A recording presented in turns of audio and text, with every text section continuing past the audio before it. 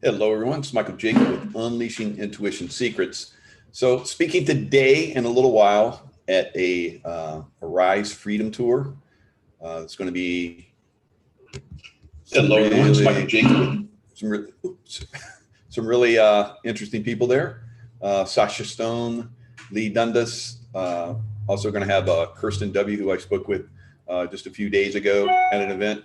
So we got more events coming up. I'll be joining them on some of those Arise Freedom Tour events in the future. So this is a chance for you guys to jump in and see that. Let me share the screen real quick, and I'll show you that link where to find that.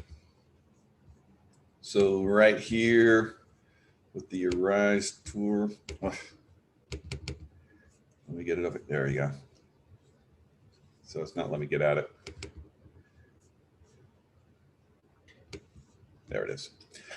All right.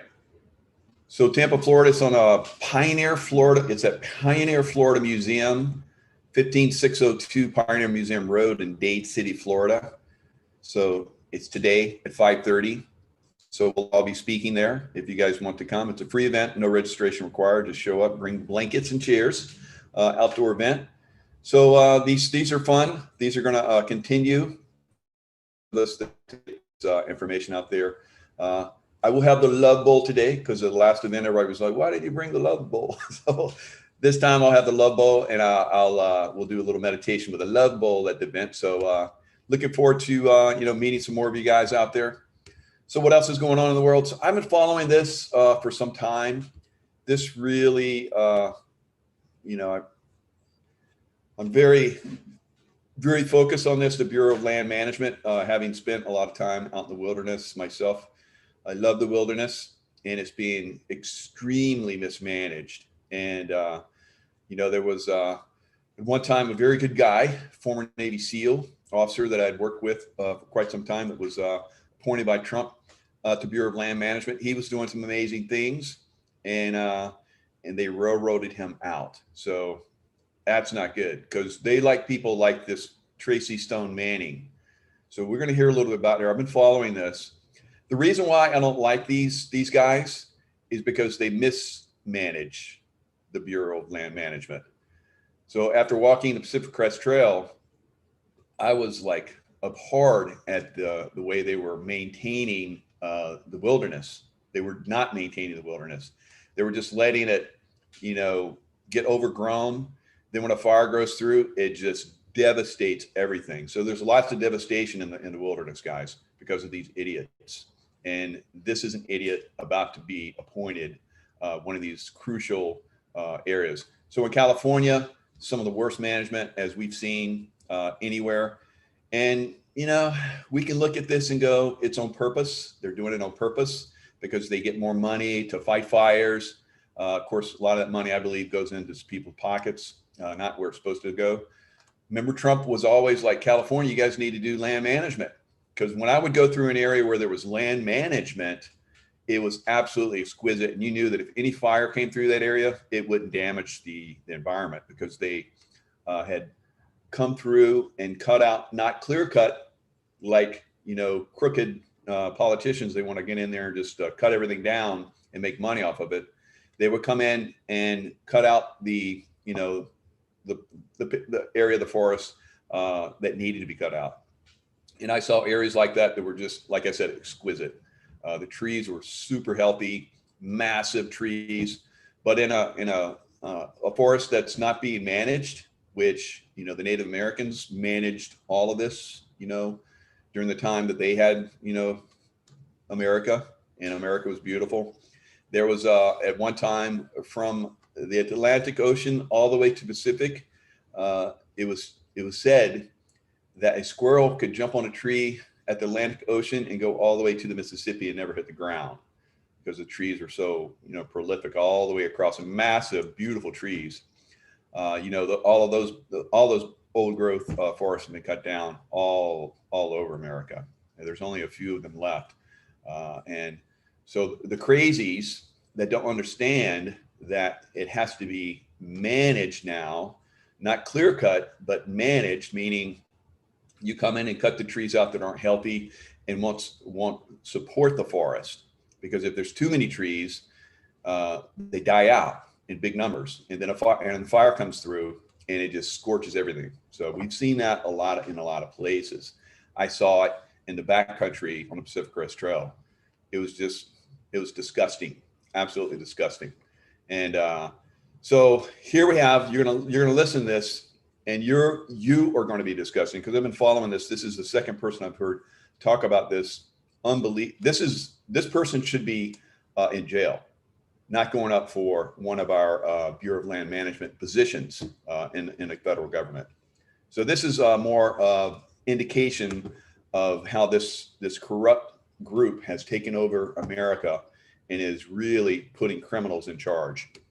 Further comments? Senator Risch? Well, Mr. Chairman, I've only been on this committee 13 years, but I got to tell you, this is probably the most significant act of an insult to a really good agency and the people in that agency that I've ever seen perpetrated by this committee. I don't know how this nomination has gotten this far, but I think that we ought to spend some time looking at that. Let's first of all talk about what tree spiking is for a minute. This is a tree spike. Looks pretty harmless. You put that into a tree and it sits in the tree until the tree is cut and cut up and taken to the mill. So these eco-Nazi warriors, they get in there and they spike trees like that, and then the tree grows over that wound and it gets hidden within the tree. So then when the mills get this tree that's been cut away from the forest so that the forest can thrive, if it's done correctly. I'm not saying that all the cutting that happens in a forest, if you get the corrupt, people that come in and clear cut like I'm talking about, yeah, that's disgusting. But if you have good land management, they'll come in, like I said, and cut the trees out like we talked about. It has to be done correctly, where you cut out trees so that other trees thrive and grow and get bigger. Like if you had your own garden, you wouldn't let some weeds grow within your garden, because a lot of those weeds will come in and starve, your garden of nutrients, and they'll, detract from the beauty of your garden. It's the same, it's the same thing that happens in the forest. So good land management, like has been attempted for a while now, but it keeps, like I'm saying, these eco-Nazis are getting in and destroying and doing absolute stupid. And so what happens to a blade when it hits that? It, like he's going to talk about, because he's actually been part of, cutting up wood and stuff like that. It turns that blade into shrapnel, like a bomb's gone off, and people are injured, sometimes killed. All right. So these eco-Nazis are doing this kind of bullshit. Probably the only one in this room that's ever ridden a carriage. I don't know if you know what a carriage is, but a carriage is a piece of equipment in a mill on which the log is set. A person drives that carriage back and forth and saws it into logs. Now, that's all well and so I bet a lot of these eco-Nazis live in homes that have lumber that have been sawed by a gentleman like this. There's no doubt. Are they living in the wilderness? I guarantee you very few of them are. For me, I'm happy in a palace like I was, in Saddam Hussein's palace. And I'm also happy living in the woods like I did on the Pacific Crest Trail under the stars. Just, I can go from one extreme to another. It's no big deal for me. All right. So we have the eco-Nazis that want you to believe that, they're for us. They're trying to protect the forest. They're stupid. They're absolutely moronically stupid guys. And this woman they're trying to appoint is a leader of them. the saw can be one of two types, either a circular saw in a small mill, or more likely a large band saw that goes probably to the roof here and down again. It's about 1.5 inches wide and double. What happens when the saw hits this spike is what happens in a war when a hand grenade goes off. Shrapnel goes every direction. It destroys the saw, be it a bandsaw or be it a circular saw, and it will break this also into shrapnel. It will either kill or injure anyone that is within range of the shrapnel. That's what tree spiking is. So why do you put this in a tree? You put this in a tree to kill somebody. It's not put in there for fun. It's not a Sunday school prank. You put this in a tree to kill somebody. That when I studied forestry, as most of you know, we didn't even study this because it didn't exist back when I was in forestry school. It was only when ecoterrorism, and particularly that involved with the national forests, hit its peak, that some genius came up with this idea of how to kill people that are working in the forest industry. That's what tree spiking is. Some of my friends that I've talked with in Congress here say, well, she made a mistake 30 years ago. This is not a mistake. This is a knowing, willful, intentional act done. So not only did she knowingly and intentionally, was part of this organization that was putting this in, she lied about it. And so the FBI investigators and the other forest rangers and stuff like that were investigating this, because of her lying, it set back their ability to find the people that were doing this by many years. Then, like every criminal, when they're finally pushed to the point where we've got everything on you, then they admit she admitted that she was part of it. So why didn't she go to jail? And how is it that she's now part of this, going up for the Bureau of Land Management, to being the head of it? That's unbelievable. She is a criminal. And on top of this, as he's going to say, she said under oath that she had never done anything like that, where there is a record of her actually admitting to having done it. And then under oath for this position, she lies. So like he goes on to say, she should not be running for this position. She should be in front of a jury being sentenced. Unbelievable, guys. So have I been part of, overcoming some of this stuff? I have absolutely been part of overcoming people that come in and clear cut, because there was an area in the Pine Barrens in New Jersey when I went through some of the stuff that we were doing there. We would come in and plant trees after it was clear cut. So we get seedlings and plant them. Over the years, you could see that because we were using our intuition and speaking with the land and where should I plant this seedling, the forest was like regaining at a level that was unprecedented. An area that would take 20 to 30 years was being replenished within 5. All right. So this is good land management. This, as he's pointing out, is ecoterrorism. So she was part of ecoterrorism, and now they're going to point her to be the head of this, high-level position. Unbelievable. A black, abandoned, and malignant heart intended to kill a fellow human being. This is not a mistake. A mistake is when you reach in your sock drawer in the morning and take out 2 socks that don't match. This is an intentional act for which people are sent to prison and should be. These spikes were put in the trees in the post office sale in Idaho, and they're still there. The Forest Service can't take them out. I asked them if they got plans to take them out. They said, there's no way to take these spikes out of the tree. We don't know which trees they're in. Those are still in the tree. Sometime, as time goes on and all this gets lost, it's entirely possible one of those trees is still going to kill somebody in a mill. Well, she wrote the letter, and I'm not going to read the letter in full because it's laced with obscenities, but she said that this letter is being sent to notify you that the post office sale in Idaho has been spiked heavily. The project required that 11 of us spent 9 days in god-awful weather conditions spiking trees. We unloaded a total of 500 pounds of spikes measuring 8 to 10 inches in length. And then she goes on with, again, laced obscenity. Oh, that poor person. In god-awful weather, they were spiking trees to kill people, and we should feel sadness for her because she's doing a good thing. She admits to writing this letter. She did this as part of a conspiracy to spike trees in the forest.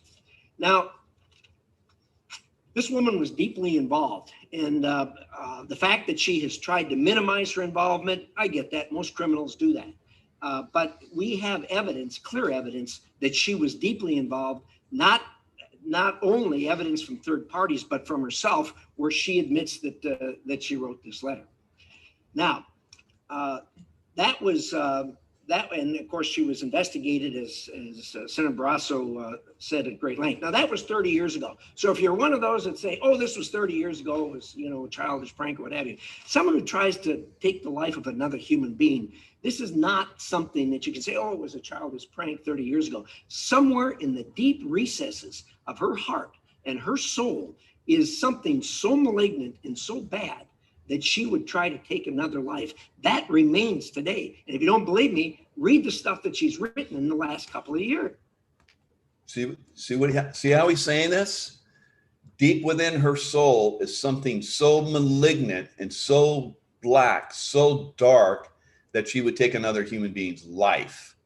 And this is not a prank. This is not something, 30 years ago, I was like misled. I didn't quite understand. No, this is a deep darkness within your heart to kill another human being. And that still exists out there. So there could still be, even under her, if she were to be appointed to this position, God help us if she is, if she were to be appointed to this position, and then eventually, if they have to, take some of those trees out, or some of those trees are going to die, so they take them out, or they're dead and they take them out because it's has to happen, and then someone dies, she would probably cover it up because she would be responsible. So if you're willing to forgive all that, she committed a felony in perjuring herself to this committee in violation of federal law. She perjured herself in two ways. One is when she denied having been investigated, as the record is absolutely clear, she was investigated. And the second one, she said she did not participate in this tree spiking. This was the question, one of the questions that was asked to her. Did you have personal knowledge of, participate in, or in any way directly or indirectly support activities associated with the spiking of trees in any forest during your lifetime? No, under oath. No, under oath. I've prosecuted, I don't know how many cases. This, for a prosecutor, is shooting fish in a barrel. She shouldn't be in front of this committee for confirmation to a major point in this administration. She should be in front of a jury explaining to them why she committed perjury and why she lied to Congress. My friends, look, if you want to confirm her, you absolutely can. But believe me, this stain on this administration will last for the next 3.5 years. If the Biden administration wants to have the face and the character of their administration represented by this individual, this attempted murder, this perjurer, this liar, this conspirator, if that's what you want in the administration, and that's what you want for the face of the administration, here's your person. Confirm. So we all know they don't care. They don't care. They want criminals. They want criminals that will do their bidding. Just like they have the person that's in charge of our country, right? Or supposedly in charge of our country right now, right? So he is a known criminal, right?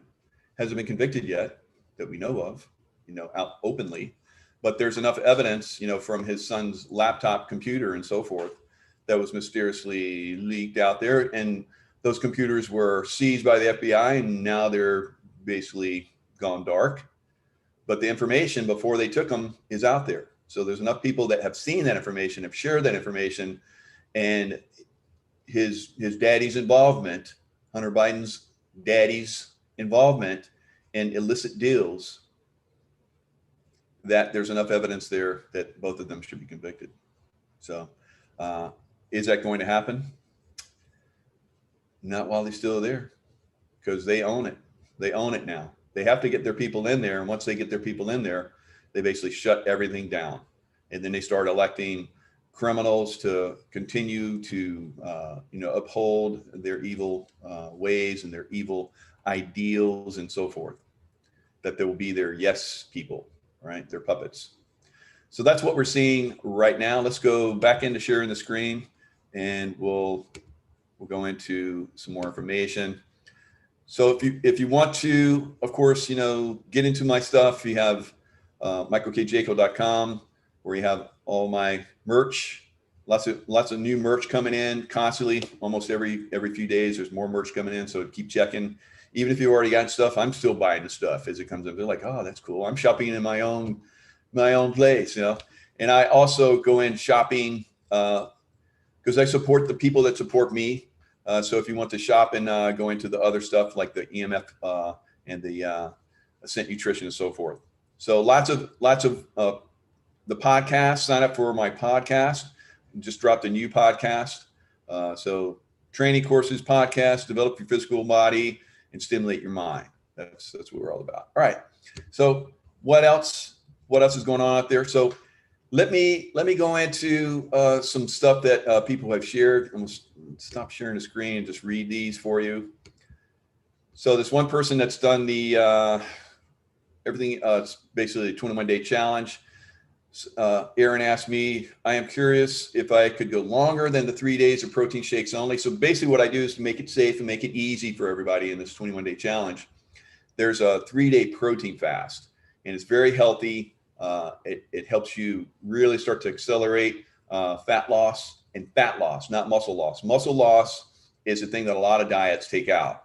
So you get on the scale and you see that you're like losing weight, but no, you're losing muscle and you're getting flabby. And then when you come off the diet, you've been starving everything that needs the good nutrition, and then your body blows up. All right. That's why most diets don't work. But for a bodybuilding diet, like, keep the hard muscle for all of your life.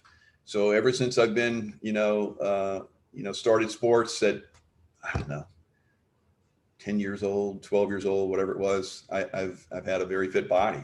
And a lot of that's because at that age, I started looking at nutrition all the way back then. And I've been focused on nutrition for, nearly 50 years of my life, totally focused on it.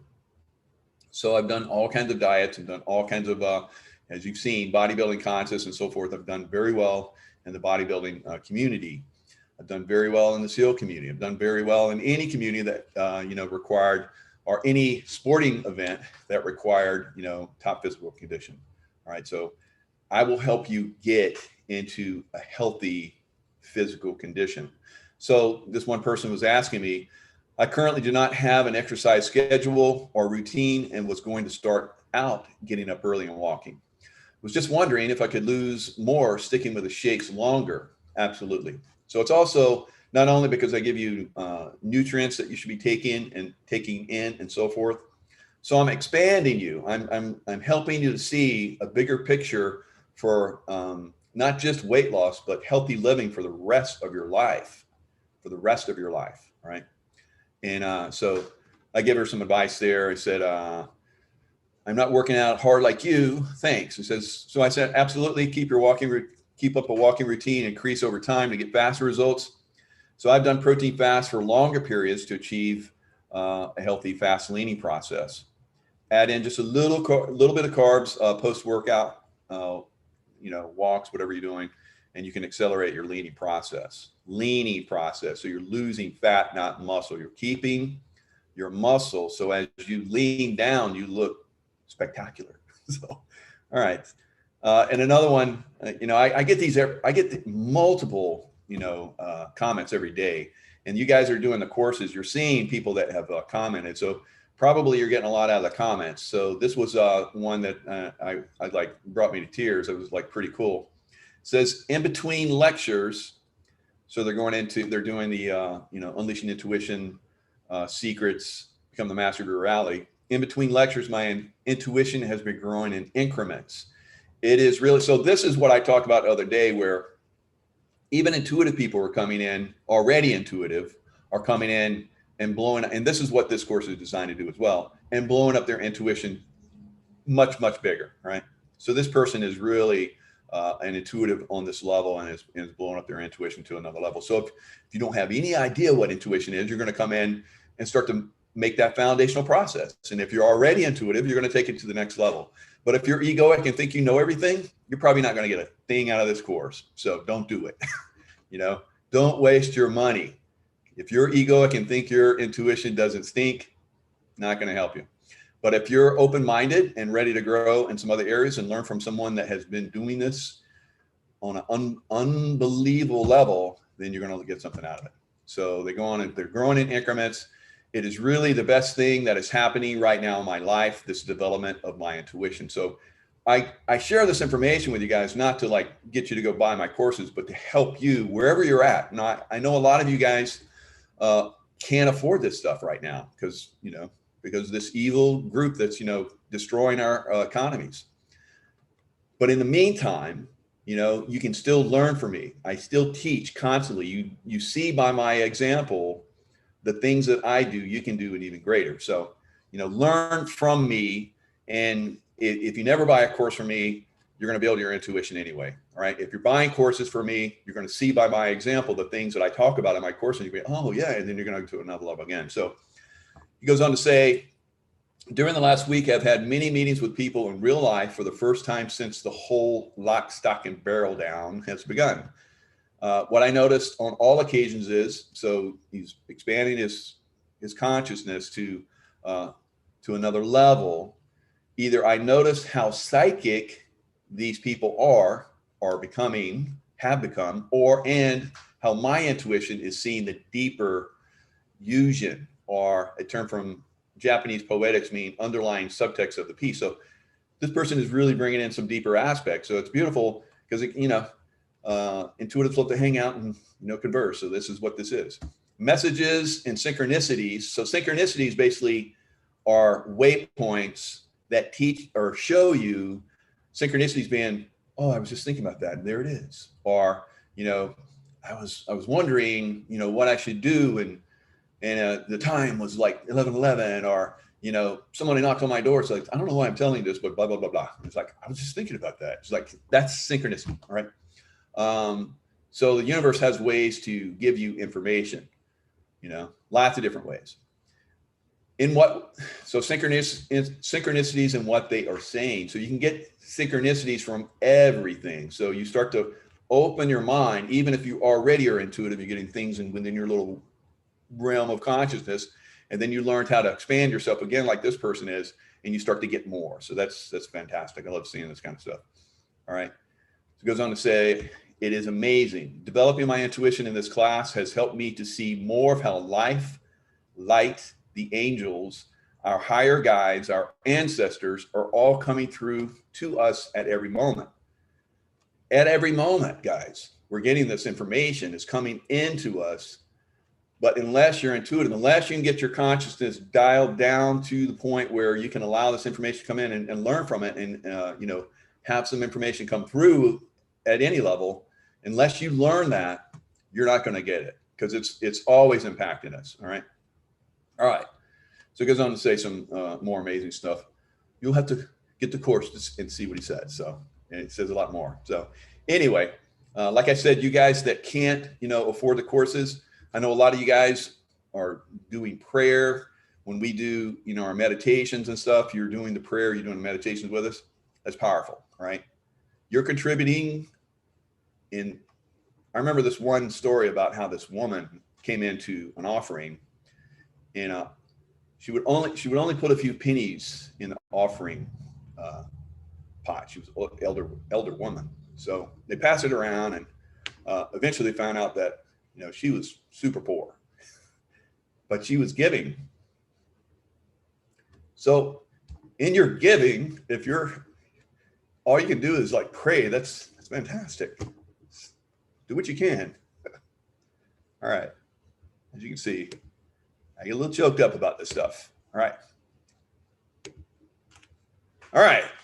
Talking about getting choked up. Oh my God, I was at this event, and this is just thoroughly disgusting to me. So we're gonna see a few of this, and then I'm gonna call it because I gotta get ready to go speak. All right, Capitol breacher gets 8 months. All right. So this gentleman, kind of looks like a Civil War guy to me when I look at him. Still living that Civil War, coming through now. Paul Allard Hodgkins was sentenced to 8 months in prison this week after pleading guilty to felony level obstruction of an official proceeding for supposedly interrupting the congressional count of electoral college votes that took place during the breach of the U.S. Capitol on January 6th. Hodgkins is the first felony conviction to rise out of events that the mainstream media insist on inaccurately describing as an insurrection. So contrast the treatment of the nonviolent Hodgkins, who's standing there with a flag, Trump flag, right? Trump 2020. Now was this gentleman really convicted, or is he Antifa guy? I don't know. So anyway, that's the story. But regardless, as you can see, he's not breaking anything. He's not threatening anyone. He's just standing there, right? Standing there looking cool, right? Whether he's a good guy or not, it doesn't. I don't care.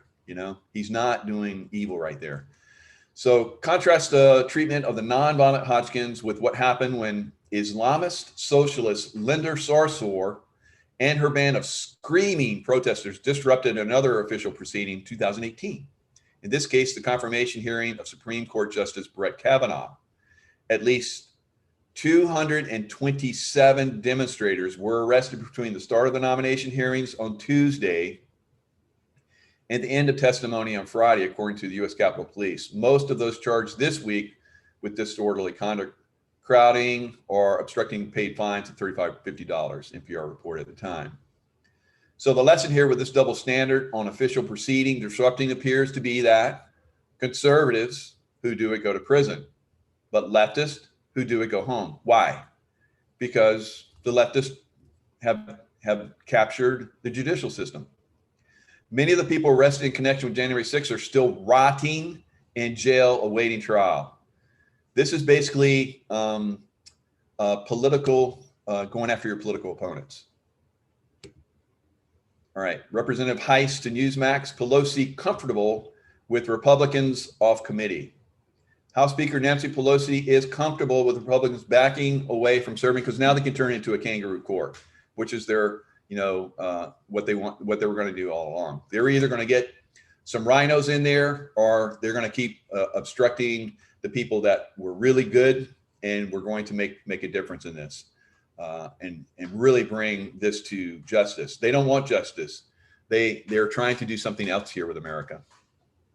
So it goes on to say, I believe firmly, as do many others, that she, Nancy Pelosi, was directly involved in not securing the Capitol that day by not allowing the proper personnel to be available when they needed to be there. So there was the head of the Capitol Police that for weeks in advance had information that there was going to be an event. So he was picking up on their little plan, their little, how I've been saying that, we need to start to see their ambushes before we walk into them. So they ended up forcing people into this ambush because people are already starting to back away, starting to notice it. All right. Even Trump at the rally came out later because they were aware that some stuff was up. That's why he was behind like protective glass. It was like super thick. He had people everywhere. Cell phones weren't working, so they're doing an EMP basically to stop all cell phones from working, so they couldn't do anything. So that's one thing that we used to do when we moved VIPs in combat zones. We sent out an EMP pulse so that someone couldn't set up a bomb as we drove through. All right, so that was happening there. So a lot of people were talking about that. I talk about that. I was there reporting. I was there talking during the January 6th. I never went into the Capitol. In fact, I went to my room because I was freezing cold and went there to warm up. And then I saw that supposedly riot. So that was a false flag. I knew that was coming myself because I could feel it. I sensed it. And one of the reasons why I went to my room was like, things are not good right now. So Anyway, so it goes on to say, this is already a baked cake in favor of the Democrats at Heiss. We have a few on our side who are indeed going to ask questions that need to be asked, such as, what did Nancy Pelosi know? Because she didn't approve of more officers when it was requested. How about that? So she's probably culpable. Yeah. So just like that one person that's going to, if they elect her into, taking over our national parks and stuff like that, oh my God. Yeah. So here we are. A former DEA agent tells Tucker Carlson FBI informant friend invited him to Capitol on January 6th and pressured him to go inside. So let's listen to this a little bit. We told you a few weeks ago that some of the protesters at the Capitol building in Washington. Okay, before it's news, I've been talking about this. So now it's coming into the national news broadcast. On January 6th appear to have been working with the FBI in secret, and that some of them may have encouraged protesters to break the law that day. And we didn't make that claim lightly. We had seen evidence in court documents suggesting that it happened. We're also aware of several other well-documented cases that appeared in the press in which the FBI effectively orchestrated crimes for which Americans were ultimately arrested and imprisoned. As we told you last night, that very thing just happened in the state of Michigan right before the last election. The much publicized attempt to kidnap Governor Gretchen Whitmer was not at all what it seemed to be. As we've now learned, according to an account in BuzzFeed News, the majority of the so-called plotters in that case were in fact reporting to the FBI.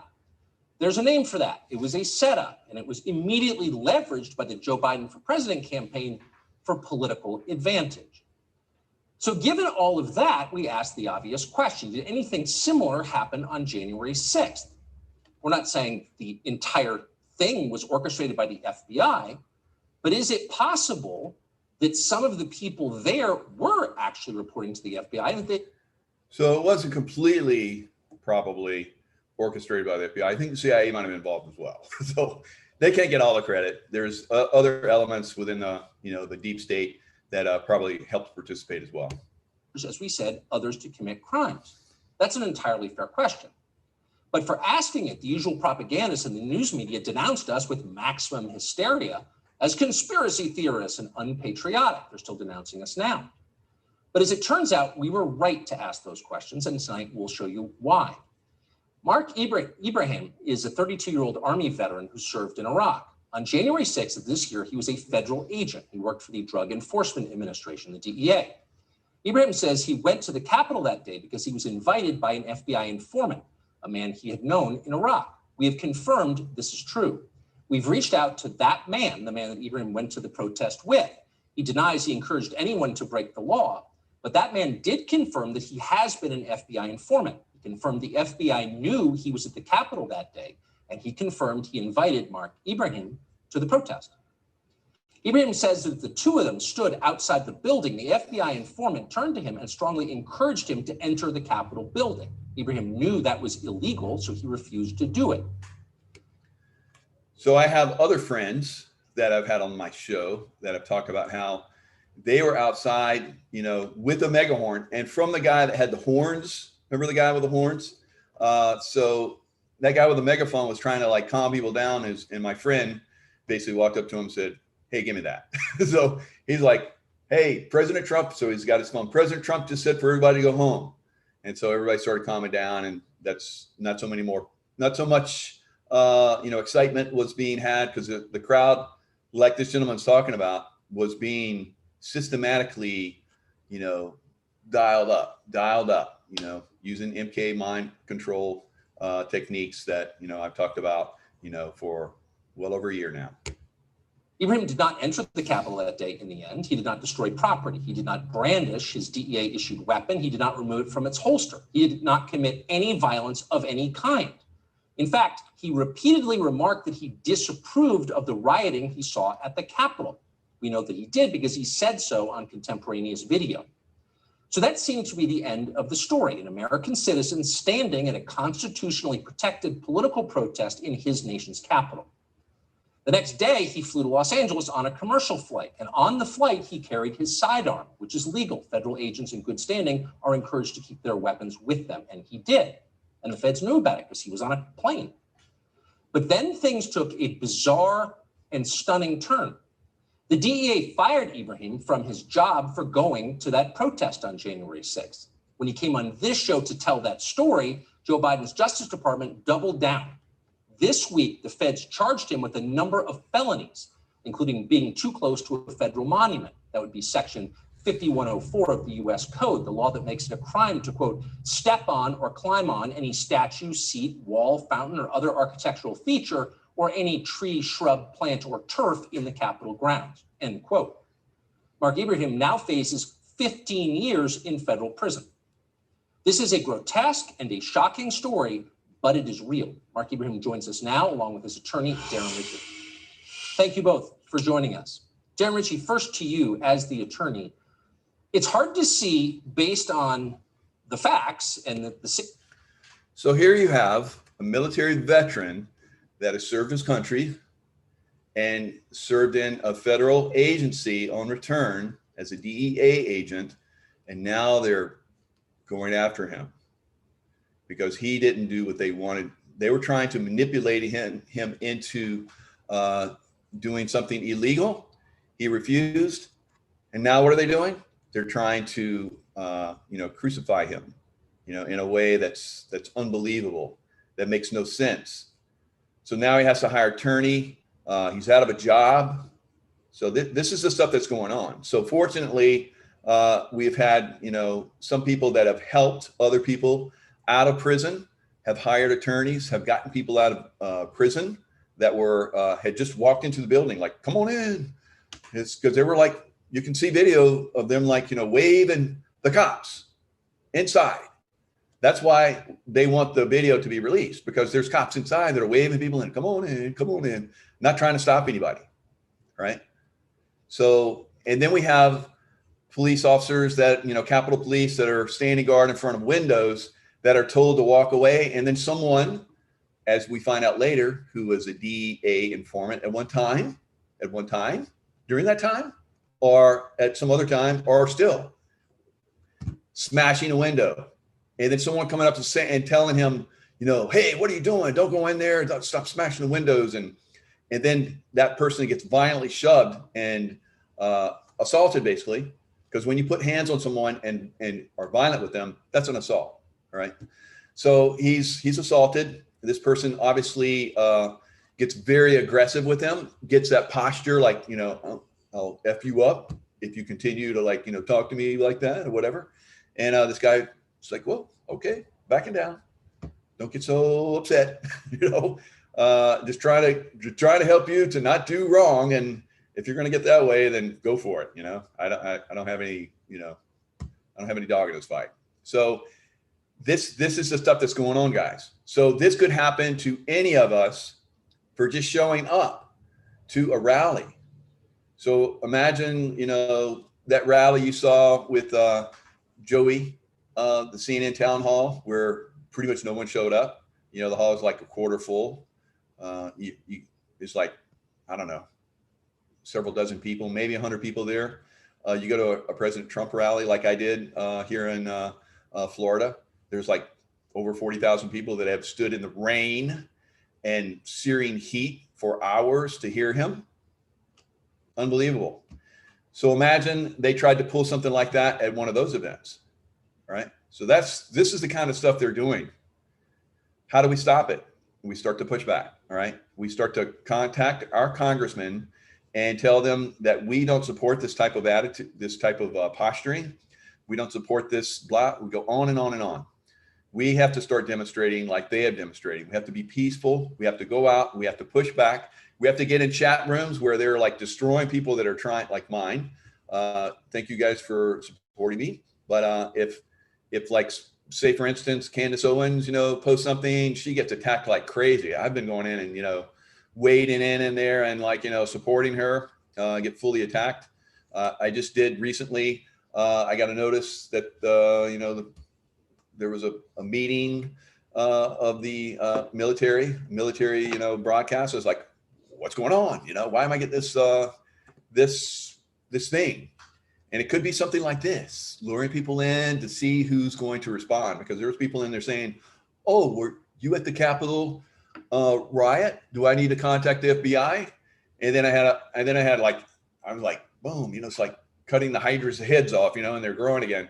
And then I had like lots of you came in and like supported me. It's like, it was beautiful. So we have to get in, we have to start to push back on these guys. It's the only way, because once everyone started coming in and got behind me and started pushing back on these people, they went away, limping away. So if they don't have that support, they'll gang up on us. And that's what they're doing to this poor gentleman. They're ganging up on him. They have the full weight of the federal government with all of its monopolized money that we pay them, using that money for evil right now, using that money for evil against American citizens, good American citizens.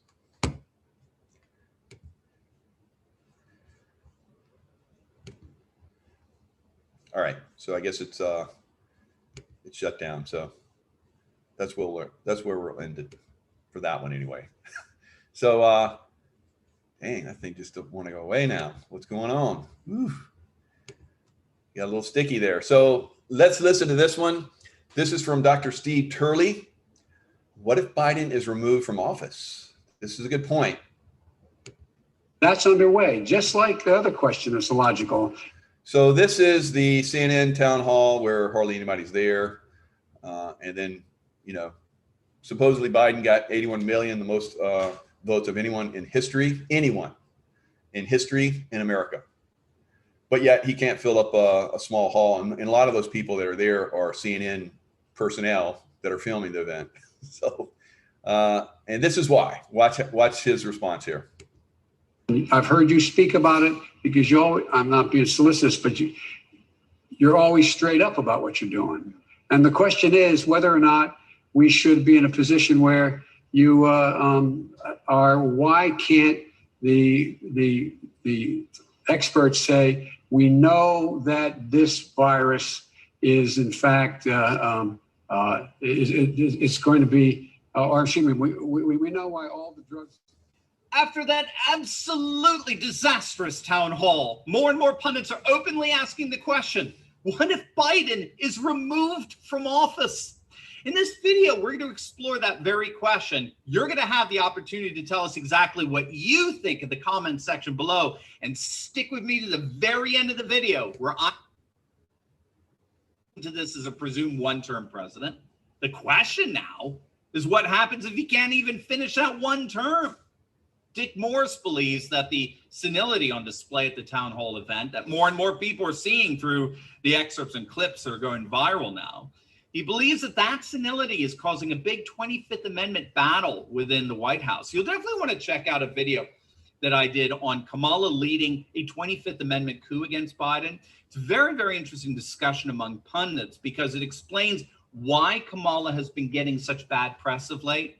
Again, Morris thinks Biden's inner circle are leaking negative stories about Kamala to pro-Biden. Look at his shirt. I'll be back. I love it. So he goes on to talk about how Nixon really went after Spiro Agnew. All right. I was around during that time frame. I remember that. He just destroyed his vice president. So we're starting to see remnants of that. All right. Steve Turley's got that crazy face on. Let me help him out. Reporters. All right, so not as bad now. So he's got that intense look. But think about it. Spiro Agnew was destroyed by Nixon because he felt that if he destroyed his opponent, which was probably going to be replacing him, that would give him a better shot at staying in as president. No, that didn't work out so good. He basically just destroyed that man's career. So this is kind of what we're seeing right now, almost a civil war that's going to start to erupt within the Democrat Party itself. All right, so this was a good point. I think he's really making some excellent points. I love his work. So, you know, as we go forward, guys, we're going to start to see more and more of this collapse of a system, this destruction of a system. And I think that mostly we need to just get out of its way as it destroys itself. And I think that seems to be what's happening, because there's a lot of us that say that there's no way that we can sit back and let them destroy this country anymore. Maybe there's a reason why, you know, we're leaning back a little bit. Now, I remember, you know, in my career as a Navy SEAL in combat zones, where there was a lot of us who were like, let's just go kick some ass, you know, knuckle draggers. We're just like, let's just go do it. And sometimes it doesn't work out so good. So fortunately, there's leadership that has a bigger picture, and they can see, well, they're like holding the reins a little bit, and we're like, those of us down in the cheap seats are like, let's go. And they're like, hold, kind of like Mel Gibson in that one movie where they got the spears down and the horsemen are running up. He's like, hold. And then, no, it's like, boosh, pull them up. And then the horsemen are speared and they fall and they kill them. And, you know, I don't know, maybe that's not a good example, but it's kind of the same thing that I feel that's going on right now. Because after being you know, one of the knuckle draggers, and then moving up into you know, the head shed, as we called it, the decision makers, I was like, oh, I feel really bad because I was a dumb knuckle dragger. Now I see a bit bigger picture. So, you know, even though sometimes I will, and you know, I'm just like you, it's like I want this thing to resolve. Even though sometimes I see that you know, it's good that we haven't gotten involved. There's other times where I'm like, God, we can't let this go on. We just got to like step in. Can somebody step in here, or do we need to step in? Well, who's going to take care of this? And then I'm like, calm down. Okay, bigger picture.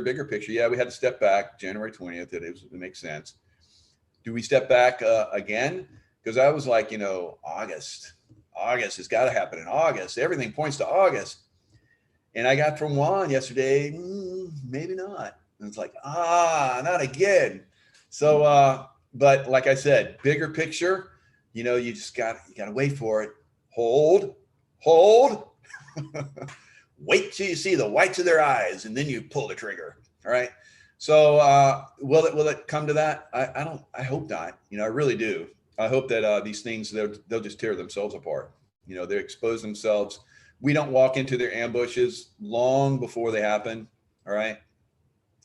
So we have a lot of people that basically stop that out from being a lot worse than it would have probably have been. One of those was President Trump, by, you know, holding back on when he did his basically his talk, because his talk came in late. And if his talk had came in right when it was supposed to, because he's usually right on time. I've been to a lot of his events. He's almost to the minute. Then because he really delayed that, and when he was delaying that, I was getting that, it doesn't feel right. Something's wrong. And so I was the same way. Hold. So it's okay. You know, it's okay that we hold, guys. So don't get, you know, I know I spin it up sometimes. I'm guilty, just as guilty as everybody else. I spin this thing up and like, it's gotta be now. It doesn't make sense that it's not going to happen now. But sometimes, you know, if you're in the leadership positions, when, you know, the leadership comes down and says, guys, you need to relax. The plane is going to be late, and just sit on the tarmac, get as comfortable as you can. I would just, like, if they said that, I just sat down and went to sleep. Boom, I'm out. I didn't go. Some guys did that, but the guys that have been around a while just sat down and went to sleep, because usually we had to get up at like old dark 30 anyway to come in and jump. And then the Air Force, you know, plays their little games where, crew rest. We need crew rest. So I've turned this into picking on another military unit, but it kind of is a point that when we look at, you know, the deep state, they're kind of like another military unit, you know, within the same unit, because we have elements of the deep state that are in the military. You know, it's disgusting to me, that are in the intelligence agencies. It's disgusting to me and a lot of other people. But, you know, what do? We do our jobs the best that we can, and we continue and hope that at some point, like now, they start to materialize and be exposed, and they start to be, they're being shut down. Because I can tell you guys, there's a lot of people that are being shut down. A lot of people are being shut down. So like in that Mel Gibson movie, what's that movie? Somebody help me out here. What's that Mel Gibson movie? Navy Seals Rock. Thank you, Cynthia. All right. So Dead Man Switch. Yeah, it's supposed to start today. So we'll see what happens, what dumps are, if anything. God, what was that? It was back during the, in England. It was he was a Scottish guy. BraveHeart, very good. Steve Holler rocks. Steve Holler, you win. So BraveHeart is that movie. So hold. Everybody's like, oh, and then it comes up right at the perfect moment, and I feel that's what we're going to achieve with this. A lot of us are like, some of us are running away, like we saw some people in BraveHeart. Some people like left the battle scene and left them hanging, which wasn't good, unfortunately, in the long run. I don't see any of that, right? If I saw some of that, I would let you guys know right away, and I'll be like, rush the enemy now. Because that's what you do when you're in an ambush. So that's a tactic that a lot of units use. If you know you're in an ambush, you just go big, right? And sometimes you can just break through and get out of it. So I don't think we're even coming into the ambushes now. I think we're seeing ambushes way before they happen. These guys are being outsmarted left and right. Sometimes they trigger an ambush like they did on January 6th, but we had held back enough people that it didn't turn into a massive event. And now we're exposing all of their lies right here, right now. We're exposing their lies. So they're not getting away with it. If one faction of us exposes their lies, it starts to crumble their system. It starts to crumble their system. All right.